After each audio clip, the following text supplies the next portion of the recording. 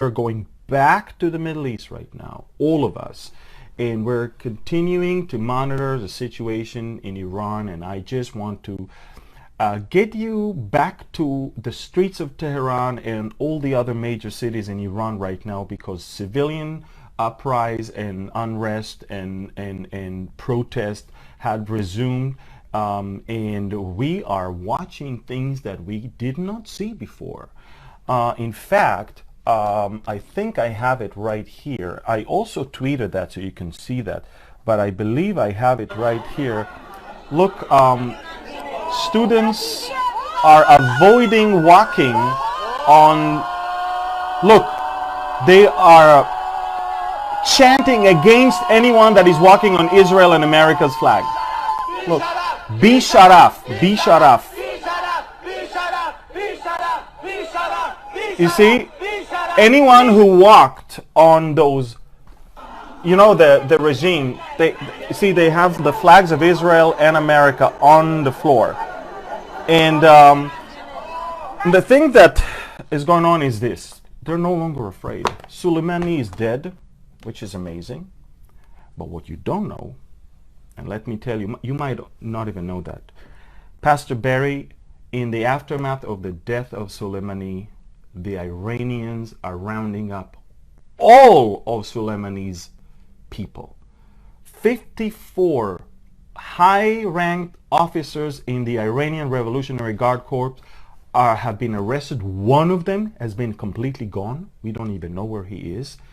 And in what appears to be cleaning completely the stables from any of Soleimani's power centers or power houses here. We're talking about, in my eyes, Soleimani became so big, so strong, so influential, so admired by so many in the radical side of Iran, that I believe that the Iranian supreme leader actually benefited from the removal of Soleimani. In fact, I can tell you this: the longer the funeral is, the more you know that the leader had to do with the assassination. Why?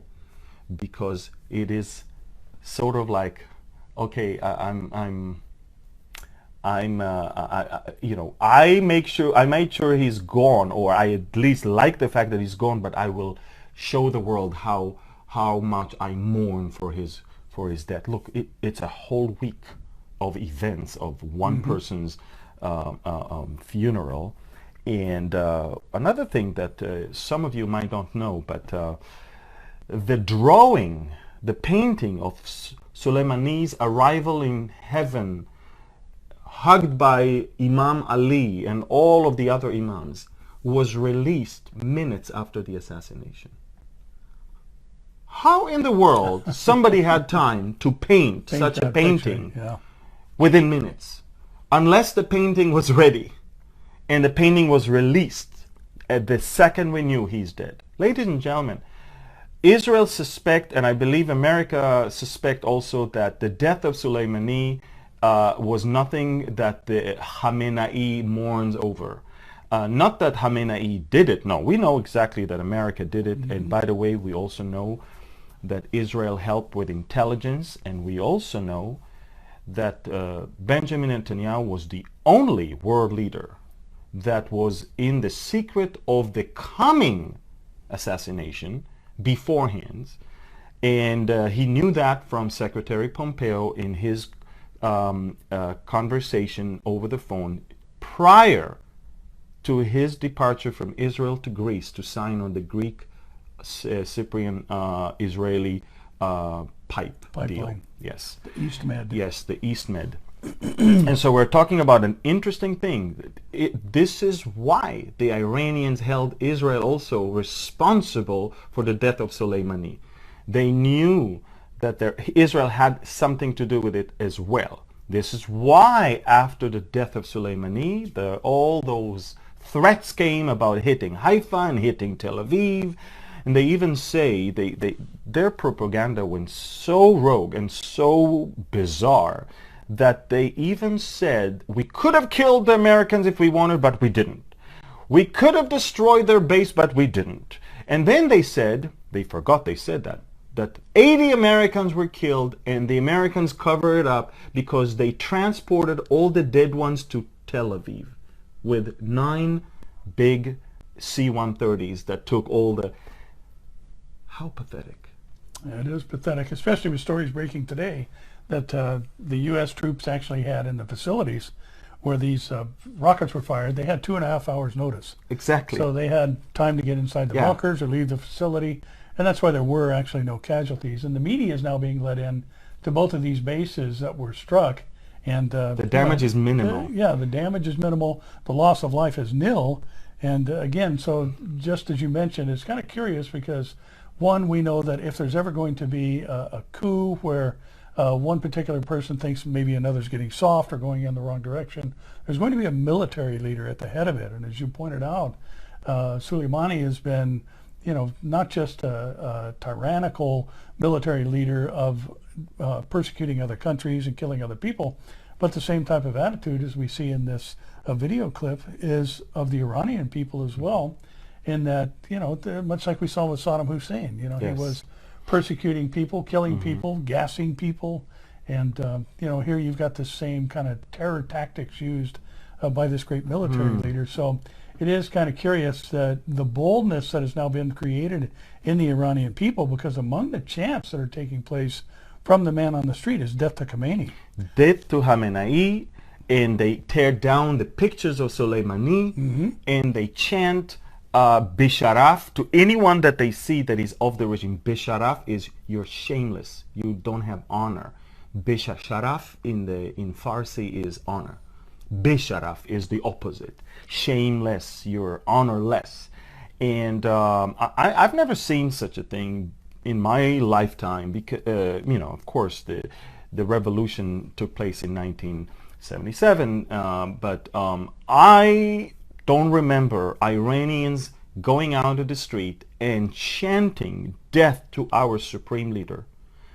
And they tear down the pictures of their beloved general. I say beloved because all the media in the world was this left, liberal, progressive, stupid media was making Soleimani more great than he was, and his own people. Look, I've seen so many Iranians that went online and said, guys, don't believe all the hundreds of thousands that went out to the street for his funeral, because these are people who got paid for it. That's right. These are the Basij. These are the people that anywhere are being paid by the regime to always take care of the order and maybe some rat on anyone who is against the regime. So the hundreds of thousands that you saw, and all the foreign reporters saying electricity is in the air and we've never seen anything like that, he was revered as a great man,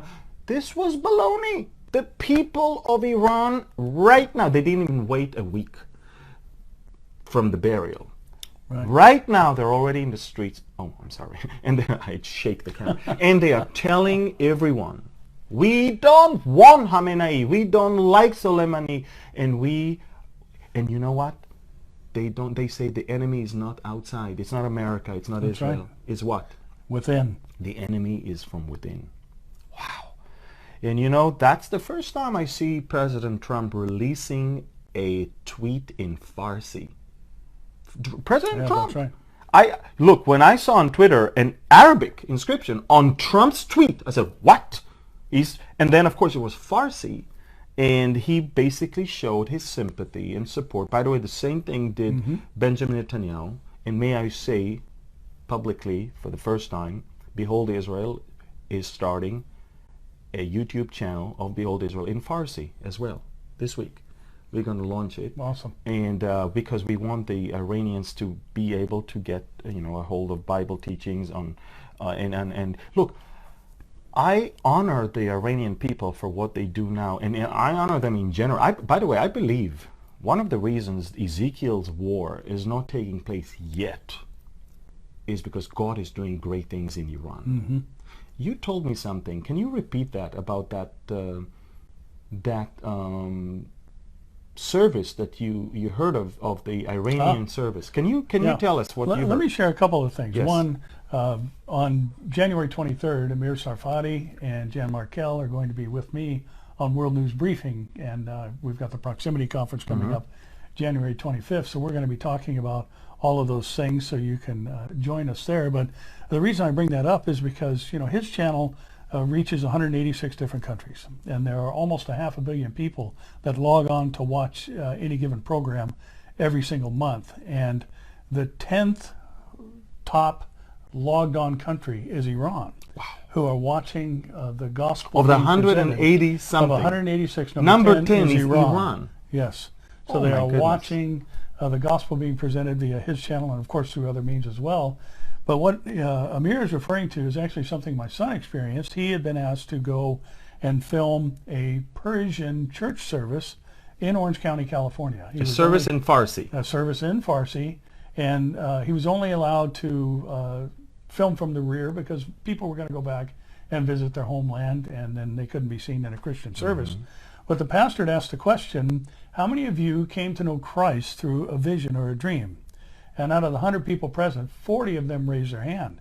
And then he asked the question, how many of you had never heard of Jesus until he appeared to you in a vision and a dream? And all 40 of those people raised their hand. So God is moving. And we know that in the last days, Joel talks about the dreams and visions that will be taking place. And Amir, here's why I think this is so fascinating, and it underscores one of the most magnificent elements of God's nature and character. When he says he is unwilling that any should perish, he went to the extent to send his own son into the world to die for the sins of the whole world, that whoever believes in him would not perish but have everlasting life. And the interesting part about this, as it proves that that is still true today, is that where the feet of the missionary can no longer trod, God himself is providing dreams and visions for people to come to know Christ. And you know, somebody told me that if you know, what you don't know is Iran is made of so many tribes. This is the one thing the Western world cannot fathom, cannot understand. The tribal mindset and the tribal society all around the Middle East is, in fact, what is fueling the unrest right now. And the fact is that the smaller the tribe is, the more violent he has to be in order to survive. And it's interesting because Iran is made of mostly tribes, and what somebody told me, and I'm not sure if it's true, but now you validated it in a way, is that the visions are made to tribal leaders. You know, if you're just a member of a tribe and you say, I had a vision, and it's contradictory to anything that the tribe is teaching, they might kill you. But if the tribal leader has a vision and he tells it to the tribe, and then they start having those visions, then there's no way they can say it's wrong. So many of the visions and were actually to leaders of tribes all across Iran and other places in the Middle East. And I'm telling you folks, scores, I mean thousands of people are coming to faith in Jesus. And therefore, when then you get to see that the anti-Israel sentiment is dissolving simply because they understand we've been fed with lies for all those years.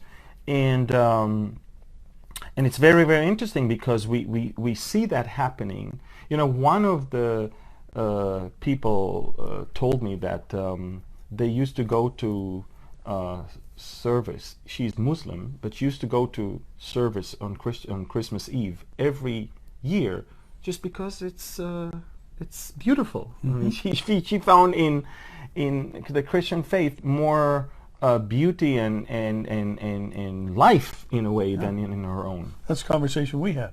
That's the one we had? Yeah. That somebody that we work with, yes. Oh, there you go. And she was, actually, I happened to be at the mall like a fool. There you go. Christmas Eve, and was doing some last minute shopping. And she had asked me what I'm doing for the rest of the day. And I said, oh, well, we have church. And she said, well, I'm not a Christian, but for the past 15 years, my family and I have been going to midnight mass every year because it's just so beautiful. And she's a Muslim Iranian. She's a Muslim, yeah. She's an Iranian Muslim. Wow.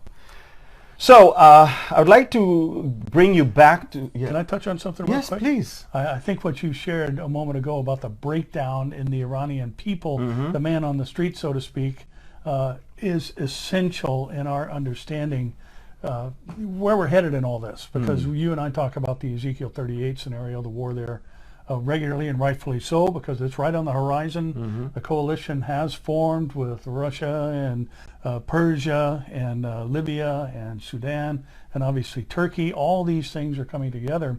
But I think what you said is so important, because one thing we recognize is that when a government begins to lose a grip on their people, they move in radical ways to bring about an extension of control. Yes. So when they're looking at, when the Persian government, when the Iranian regime is looking at the fact that they're losing support of the people, and now they're chanting death to Khomeini, and they're chanting that the problem is from within, these things have the potential to move forward something like the Ezekiel War in order to I agree with you. maintain a grip on I agree what with their you. goal In is. fact, I want to remind all of you folks that the whole conflict started with a strategic decision of Iran in mid-October because of all the civil unrest in Iran and in Iraq and in Lebanon, and it's all against Iran's regime. Yeah, the strategic decision that was made by Soleimani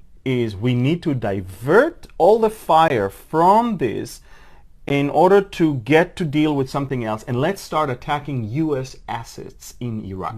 And that's how it started.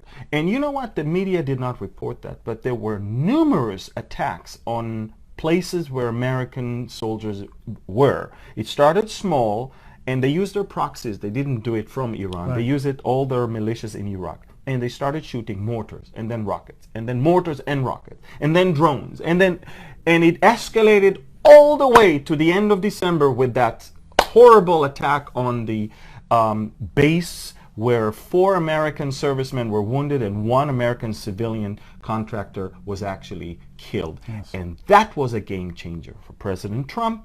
And this is when he made, some people say it was a bet, to go all the way with, all the full house, all the cards on Soleimani.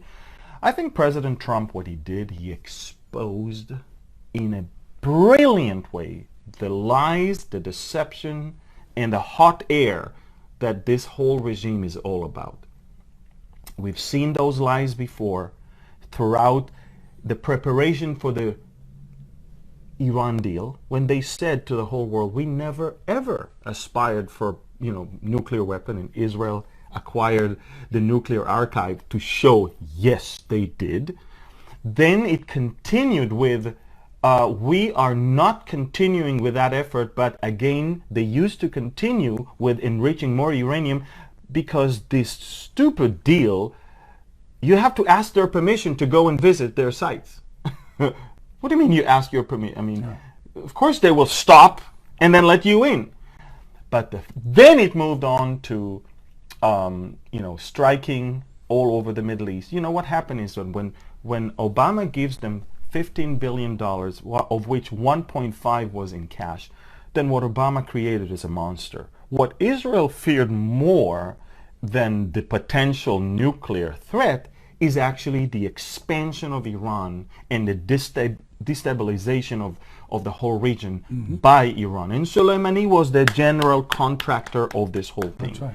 And he's the one to execute the vision of the crescent, the Shiite crescent from the Tehran all the way to Beirut and to the Mediterranean. And here comes President Trump, and within one strike, this whole stack of cards is just collapsing, and all the hot air goes out, and the Iranians are left with their lies, their propaganda, with their deception that not only continued with, we could have destroyed the Americans and the Americans had 80 people dead, even when they shot down the Ukrainian airliner. And you remember, I was one of the first people, not only that reported that, but also said it was not an accident. This aircraft was shot down by the Iranians. I knew it was shot down by the Iranians. I actually still suspect that we need to look into the manifest of the passengers. But I also tell you that they deny that for the longest time.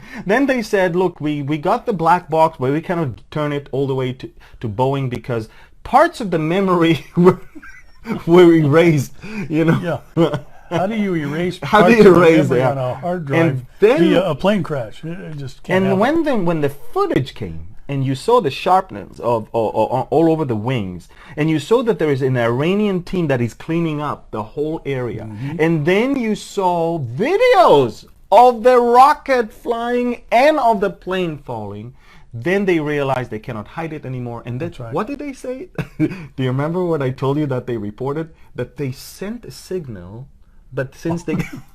Can you tell us? Because I'm going to laugh if I'm going to say it. So yeah, they had sent the signal to the plane, and they didn't respond, so they shot it down. Can you imagine a Ukrainian pilot? What kind of signal are you going to reply to when you just took off from Tehran? Look, they shut down. They knew what they're doing. That's right. And then they covered up. And I didn't hear all the progressive media attacking Iran for shooting down a civilian plane and killing 176 people. I don't hear any condemnation from Bernie Sanders. I don't hear any condemnation from Elizabeth Warren. I don't hear any condemnation from Joe Biden. Right. I don't hear any condemnation from the EU. I don't hear any condemnation from Russia. I don't hear condemnation from China. I don't hear condemnation from the PC, politically correct world. They're all, filling their mouth with water. They're just quiet. I mean, the Ukrainians are asking for explanation and for compensation. And Canadians, 80 people of the 176 were, if I'm not wrong, Canadians. Trudeau came on camera. I didn't see a Trudeau that is angry with Iran. I didn't see a Trudeau that is pulling his ambassador, that is, saying this is not going to... Nothing. Can you imagine if Israel would have shot down a plane with two people? Goodness, yeah. You know what would have... If America would have shot down something, the world will go nuts.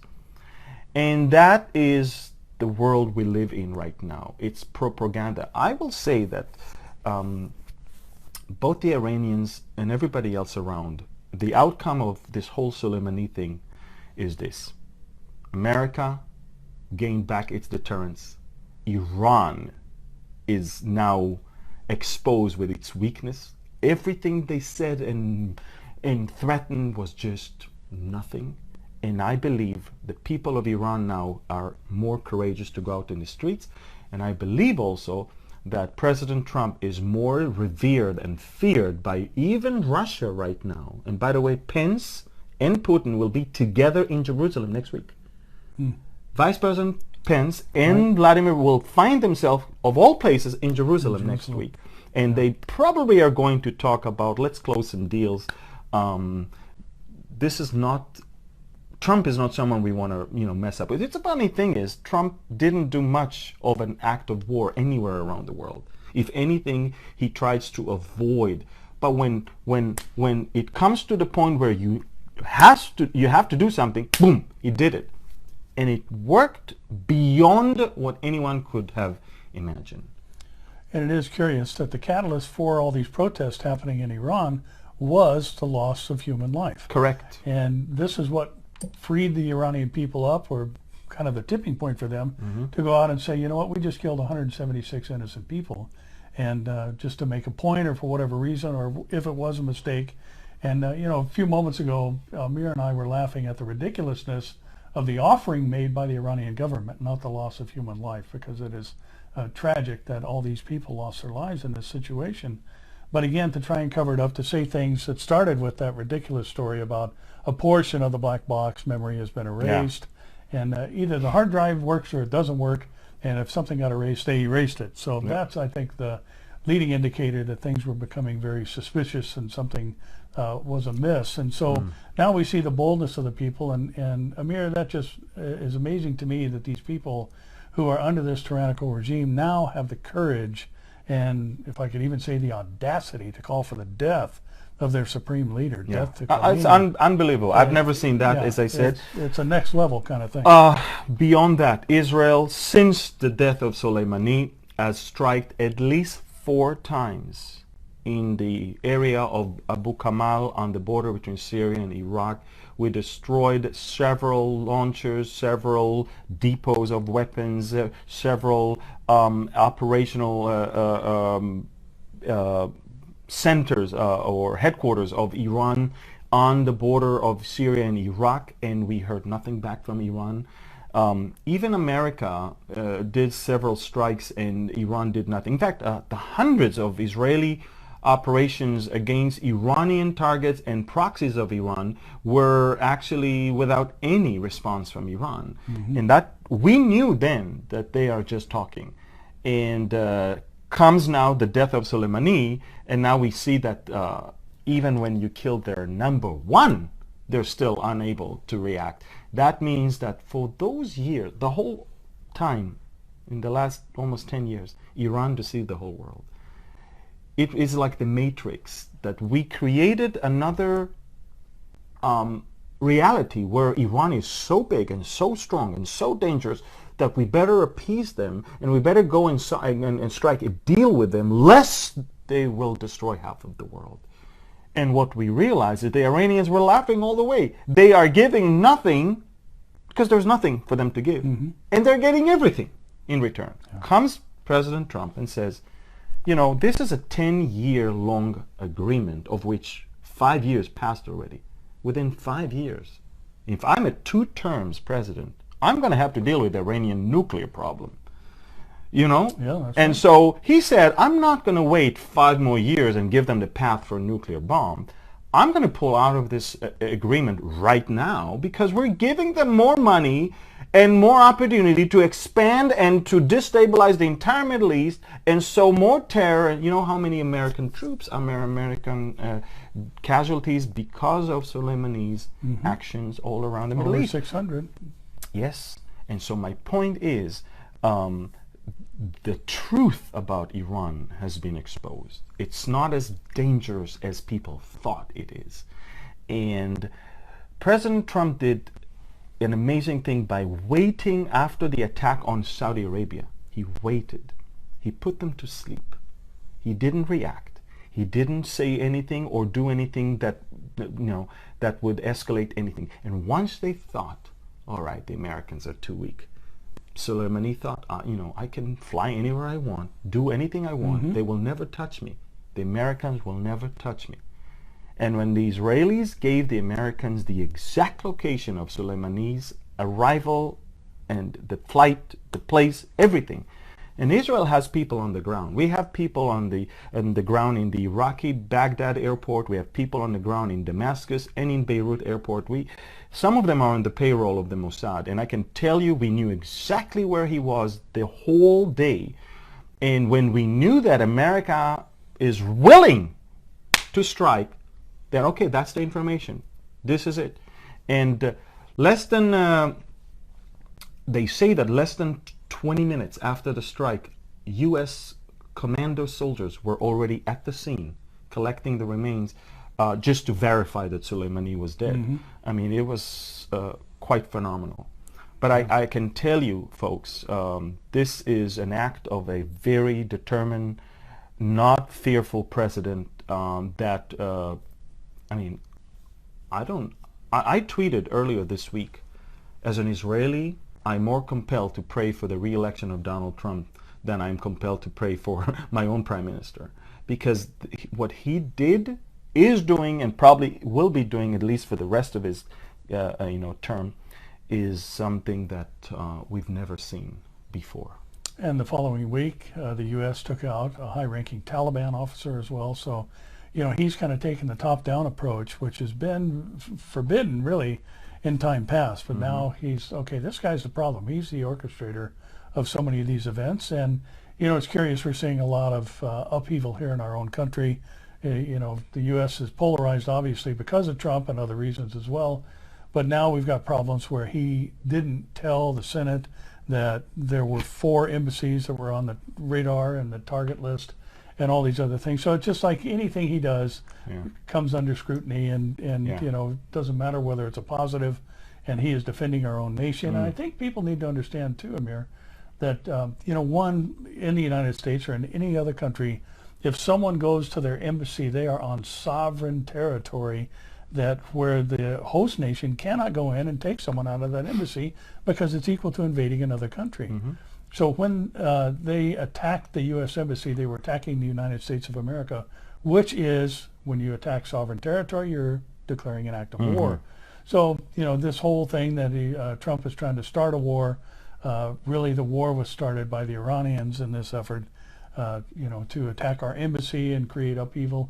And you said something really interesting at the beginning of the program about Soleimani being welcomed by Ali. And this painting, because I think it's important to make the distinction that, you know, the Iranians are Shiites, and Shiite means follower of Ali.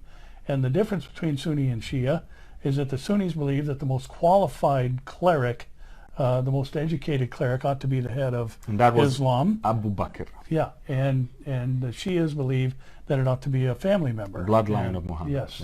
So along with Shia Islam comes the eschatology of the apocalypse, to where there has to be something for the 12th Imam, or the Mahdi, to come back and bring a resolution to and solve this catastrophic event. And because the whole country of Iran is educated under that system, you have to wonder if the people on the street aren't saying, these people are crazy enough to start some kind of world war, and we've got to stand up and stop it. So again, the potential for a motivation of something on the part of the Iranians to stir up other nations, to escalate things, is an effort along with what they believe. Yes, I totally agree with you.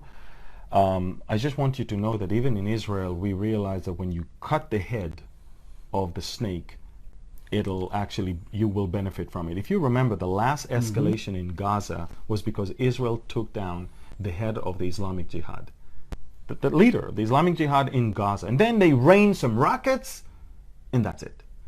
Hamas did not even collaborate with the Islamic Jihad because they were afraid. Okay, Israel is now, that's a different ball game, and we do not want them to go after us also. I mean, it pays off when you cut the head of the snake, and instead of just beating around the bush. I mean, you just do what you need to do. The world will always criticize you. You know, when Obama killed bin Laden, he didn't ask for any congressional approval. He did it. And in those days, both Republicans and Democrats stood up and applauded it. I mean, that's what you need to do. What we see today is a person that was far more dangerous than bin Laden and al-Baghdadi together. That's right. And yet, the audacity of the Democratic Party in Congress to say that, how dare you do that, and without asking for approval. You and I know that if the Democrats would have known that, they would either do one of the two. Either inform, look, John Kerry is a friend of Zarif, of the foreign minister of Iran. That's right. He would have told him that. But they will leak it to the media, and the media will do the rest. And CNN would come out, well, U.S. intends to do, and then, of course, there goes the element of surprise. I can tell you one thing. I can advise, if I can give any advice to President Trump, don't ever consult with the Democratic Party about military activity anywhere, because you will lose the element of surprise, and the people from within your country are going to sabotage the work that you do for your country. So that was wisdom. You have to keep your cards close to the vest, as the old saying goes. You know, if Israel would have to, if the Israeli Prime Minister would have to consult with the opposition party, which by the way is consisted also with Arabs, if we would have to ask their permission to take out, you know, top leader of a terrorist organization in the Palestinian side, of course we would never be able to do anything. We know that the Israeli members of parliament are actually in direct connection with the Palestinian terror organization. We know that for a fact. So we would never do that as well. And I'm happy that Trump didn't do it, and I'm sure that there's a very, very good chance that he will be re-elected. Now, we have to pray for that. We have to pray for that. I'm praying for that. We all have to pray for that. I believe that the outcome of Soleimani's death actually made Trump stronger, I believe. In the long term, I believe that the Democratic Party was completely exposed in its pathetic attempt to just destroy Trump no matter what, even in the cost of losing the security and the dignity of the country itself. And look, I'm not a political figure. You know, I'm not even an American. It's one thing for you as a pastor in America in Southern California to say, pray, vote for Trump. It's another thing for an Israeli guy to say that. And I can tell you that, you know, I just cannot imagine America led by either Bernie Sanders, Joe Biden, Elizabeth Warren, and all of this, I mean, ridiculous band of clowns. I mean, they're embarrassing Americans more than they're embarrassing anyone else. And, you know... Yeah. We've had a period of indoctrination going on at the university level that we're now seeing all these people rise up and becoming, you know, positions, or taking positions of power and influence. And then, of course, we've got those bastions of political knowledge in Hollywood who seem to think that their opinion matters above everybody else's. But the truth is, you know, we've really had this indoctrination of so many of our young people to, you know, bash America, to teach us that, you know, really the egalitarian thinking that everything has to be equal. And this is one of the most comical things I see from the UN, as well as many democratic leaders in our own country. And that is that Israel is often criticized because the response is disproportionate to the action taken against them, at least in their minds, as though in a conflict, the only fair war is a war where each side loses exactly the same number of people, which is ridiculous. How do you ever have victory? How do you ever... Not only that, I mean, with all the respect, if you start a war with me and you have terrorism pointed at me, you better know that you're going to lose more than we will. Okay, that's the idea of victory. Is you lost more. Kind of how you win. Yeah, exactly. So I want to remind you to follow us on Behold Israel on YouTube, Facebook, Twitter, and on Instagram, Behold Israel, one word. Barry, can you tell us your social media? Generally, everything is just under my name. You can follow on Instagram. You can follow on Facebook. I have 2 pages on Facebook. I have, as you do, a public figure page, which all you have to do is like the page, and you can follow and get all the updates we do there. My YouTube channel is actually called The Truth About God, which is the same name as our radio program. The Truth About God, it's the YouTube channel. You can also find it through just typing in my name. But again, we do, you know, just general news programs. Every week I do four-minute programs that just updates, you know, real quick things going on in the world. And there's no commentary on it. It's just news stories without any political bent or agenda or motive behind it. And then, of course, all the messages are posted there as well. Wonderful. That are given at the church. יברכך אדוני וישמרך, יאר אדוני פניו אליך ויחונך, יישא אדוני פניו אליך וישם לך שלום. The Lord bless you and keep you. The Lord make his face shine upon you and be gracious to you. The Lord lift up his countenance towards you and give you his peace, is shalom. The peace that surpasses all understanding, that can only come from the Prince of Peace, who is the Lord of Peace, who can give you peace now and forever, here and everywhere. And it is his name we pray, in Yeshua, our salvation. In Jesus' name we pray. Amen.